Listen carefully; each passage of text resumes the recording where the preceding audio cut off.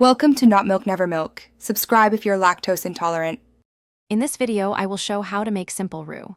Melt 2 tablespoon butter over medium heat, add 2 tablespoon flour, and whisk continuously until smooth. Cook 2 to 5 minutes for a blonde roux or longer for deeper flavor.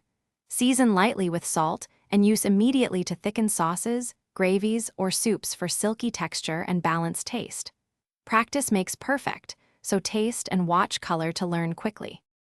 Measure with consistency and warm your pan first for even melting.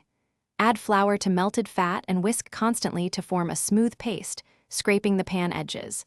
Adjust heat lower if browning too fast, and cook longer for nuttier flavors. For thinner sauces, use less roux. For thicker sauces, use slightly more.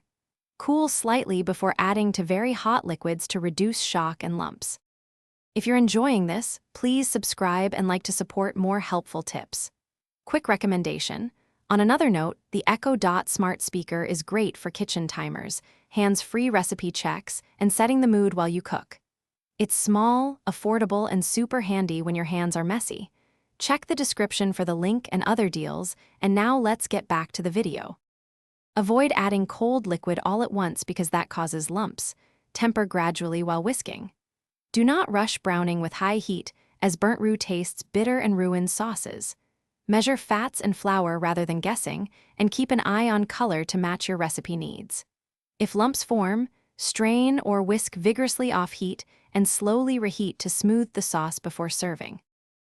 Thanks for watching. If this was helpful, leave a like and consider subscribing. See you next time.